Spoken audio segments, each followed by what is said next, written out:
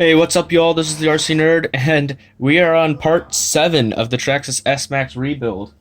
Today, I'm going to be putting together the truck again, pretty much getting everything except the electronics in.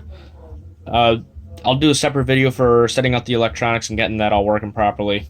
But for now, let's go ahead and get the actual truck built. So I did finish cleaning everything up between episodes. So we're starting here with our bare chassis. We'll actually start with the bulkheads. Now you'll want to pay attention because there is actually a front and a rear. On the rear, these ones are actually labeled, but the rears, in case you don't have a label on them or you can't find it, you'll have holes in the rear for it to mount up the toe links. So the front ones we'll put aside for now. We'll focus on the rear. Grab our differential, and I've just seen that this little tab has moved. It is very important which way this goes back into the bulkhead, so I'm going to have to pause real quick and look up the Traxxas diagram to see which way this is meant to go. Alright, so we actually want this cone part of the diff to face towards the right side of the truck, the right rear. So we'll take our right rear bulkhead, slide that onto the diff. Do the same with the left rear bulkhead on the other side.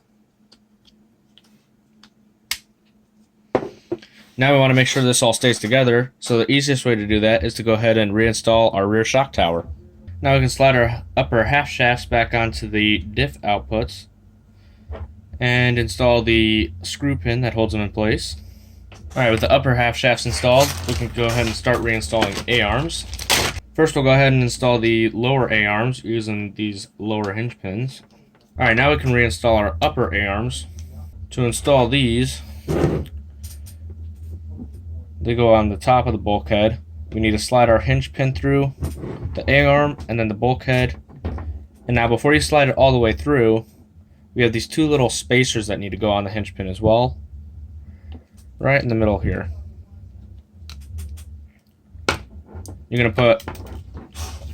We'll go ahead and put one on each side of this A-arm.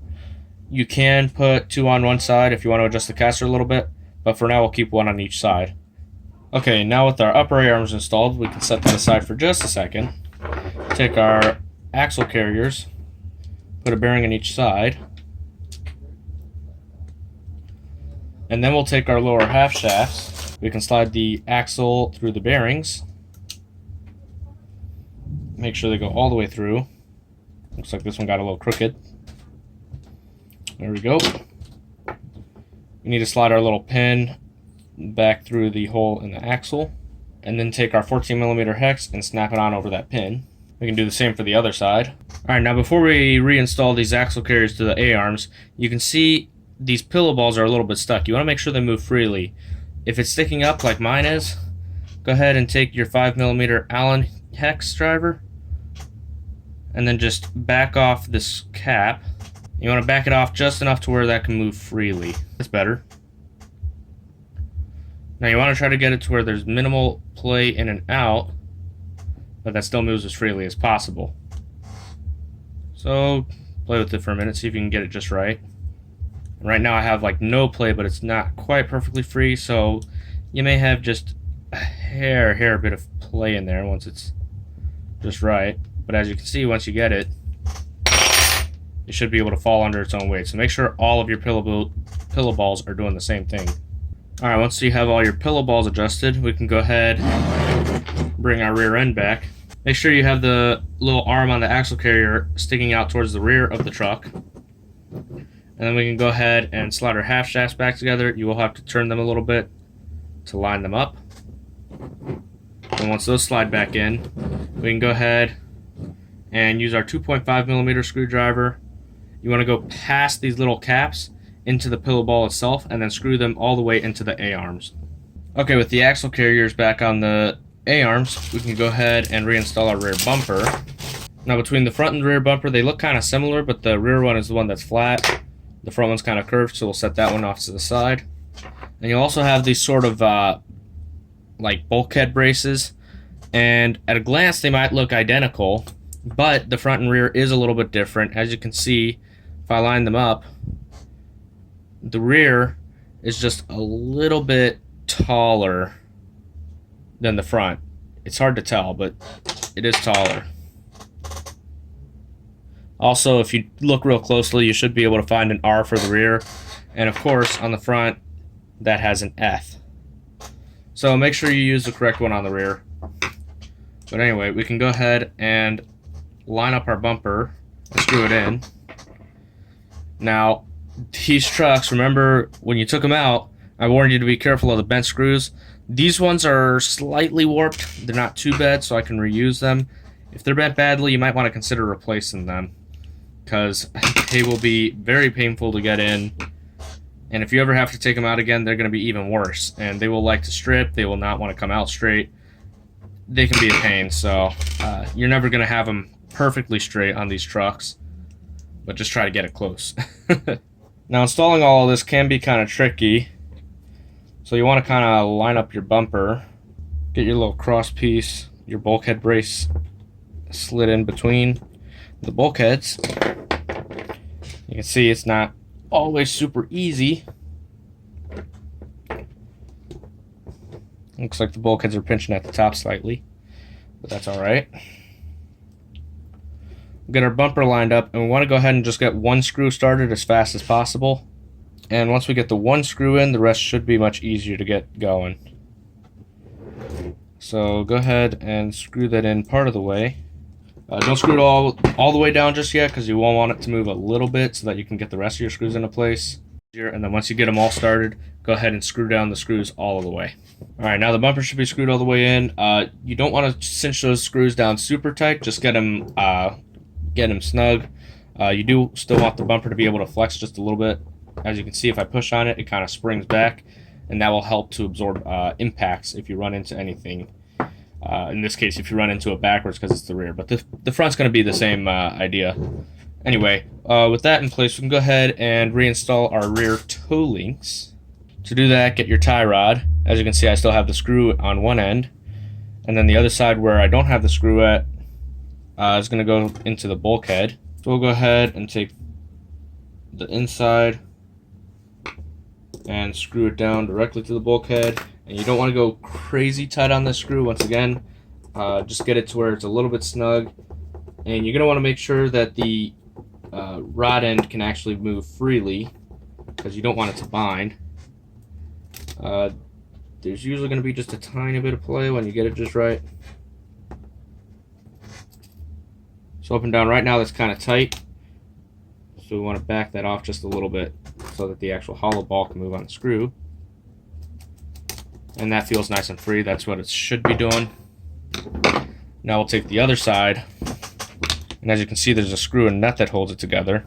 Now for this end, you want to take the screw and put it into the arm of the axle carrier, and you want to screw it in from the bottom side of that arm. If you screw it to the top, you're going to have a lot of problems where whenever the suspension compresses, it'll cause the wheels to tilt out a lot as the suspension's going down.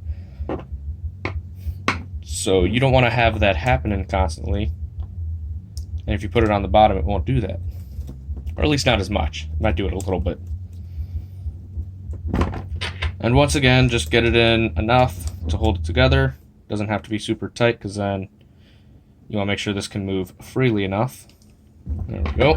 That looks good. Do the same thing on the other side. Okay, now with the toe links reinstalled, we can go ahead and install 4 of our shocks to the rear of the truck. Each one has a shoulder screw that holds the top of the shock to the shock tower. And then there's going to be another screw that holds the bottom of the shock and to the lower control arm. Now, as you can see, there's several options for where to put the shocks. For now, I'm just going to put the top of the shock in the middle hole on the shock towers.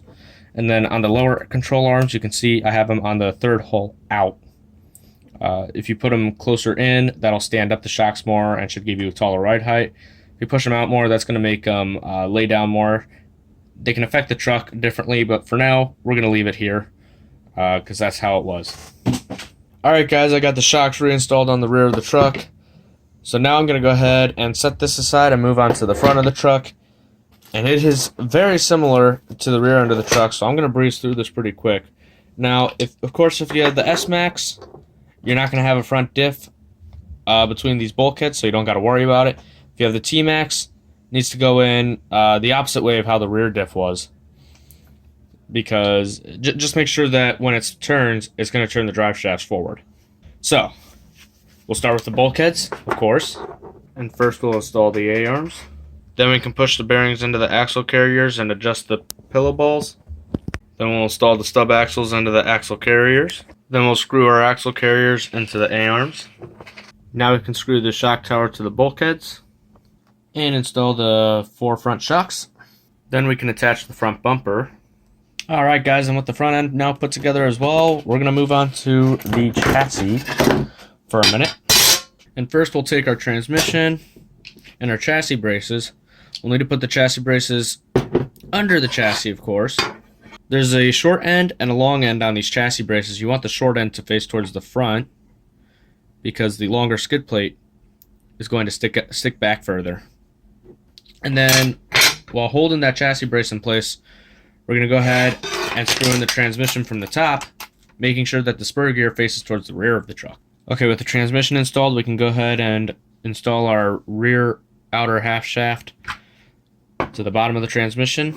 Now we can attach our fuel tank back to the chassis. It's going to go in these 4 holes right here, which on your screen is going to be just to the right of the spur gear. Now I can go ahead and install the lower part of the battery box. I put in the 2 screws here and here. Now, if you remember, I only have the lower part of this for right now. I don't have the upper part. I'm going to have to probably run to the hobby shop or something and pick up the upper part.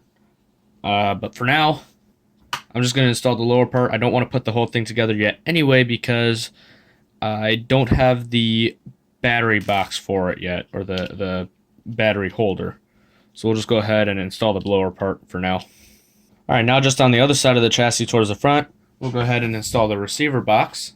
Now again, I'm only going to install the lower part of the receiver box because I don't have the receiver just yet. Well, I do, but I'm not ready to install that just yet. We'll save that for next video. For now, we'll just leave the lower part. No point in closing it up at the moment. And we'll move on to installing the servo mounts. Now you have the 2 taller ones, which go towards the front. The ones that have the countersunk screws are going to go towards the front here in these 2 holes. And then the ones with the button head screws will go in these 2 holes back here. For the steering and shift servo mounts, there's a hole right there and right down here. Alright, I'm going to leave the screws and these 2 mounts loose for now so that when we go to mount up the steering and shift servos that we can easily line them up. And with that being done, we can go ahead and start installing our throttle and brake linkages. So, first thing we'll start with is this little tower. And we're going to put that right into these 3 holes. You can see there's a couple of pegs on there, and then the screw holds it in through the middle hole from the bottom.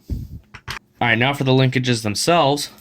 As you can see, we have this pivot here. You want to make sure it has both bushings installed.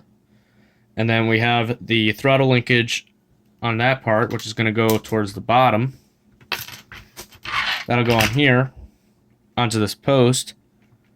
And then we'll need to put a Teflon washer and then screw that down. And don't over tighten the screw because it can make this pivot get stuck. You want to make sure it can turn freely. Now with our pivot screwed down and adjusted properly, we can move on towards the front of the transmission. And then we can slide our brake linkage back into place. It doesn't have to go in too far, just enough to where the end starts to poke out. And then screw down the grub screw all the way to hold it in place. With our linkages set up, it's now time to reinstall the front and rear ends to the chassis. And both the front and the rear ends are each held in with 4 screws from the chassis. Okay, now with the front and rear ends of the truck installed, we'll go towards the bottom. We can slide in the rest of our rear half shafts.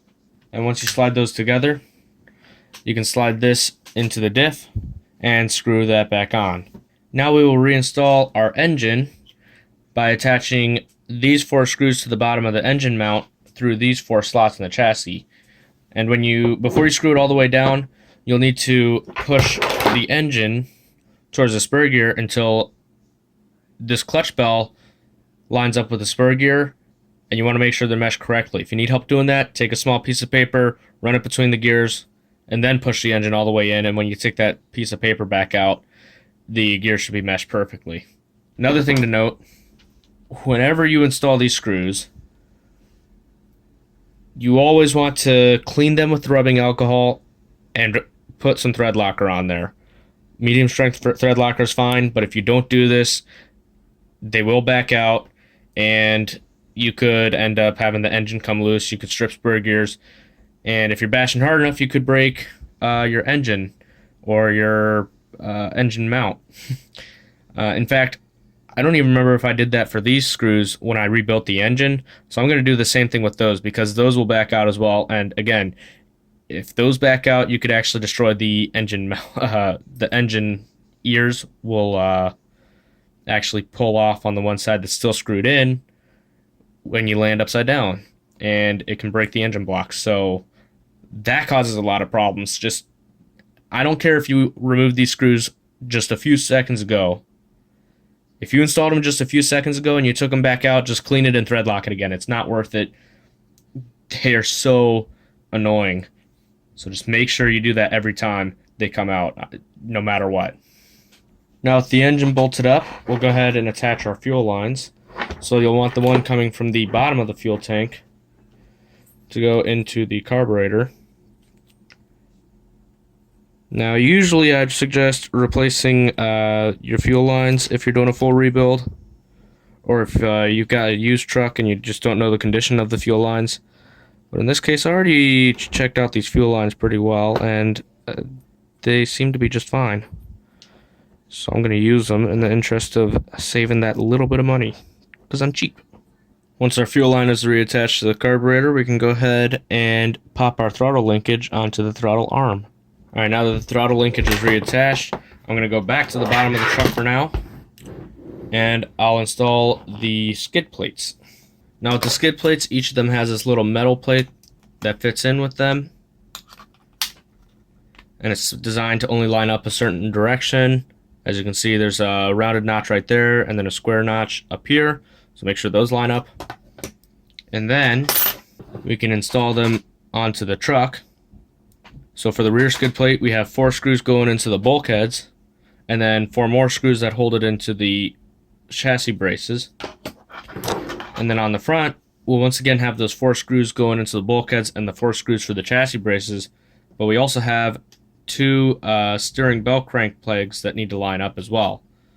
So they have little flat spots on them, which will actually line up with the flat spots in the skid plate, so make sure you get that seated correctly before you screw it all down. Okay, well, I managed to lose some of my video clips, but all I've done now is screw in the top of the steering bell cranks to the chassis right there and right down there. And then I attached the exhaust pipe. All I had to do was zip tie this coupler to the exhaust pipe and to the header.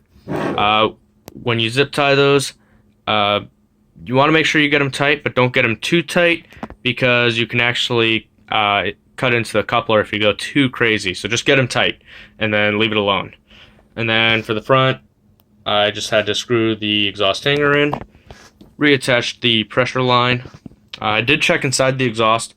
These like to melt inside sometimes, so be careful with that. What I did was I put a light against the stinger, and then I looked in from the back side, and I could see cleanly cut holes in there still, so that means that the internals in the exhaust have not melted out yet, which is good. So, with all that being done, that's actually going to be it for this video right now.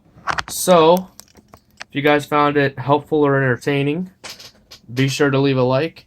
If you did not find it helpful or entertaining, be sure to leave a dislike. And if you want to see more on this truck, be sure to subscribe, because it is almost ready to go. I just got to do electronics next video, and then after that, it's driving. So stay tuned for that. But for now, I'll see y'all later. Bye.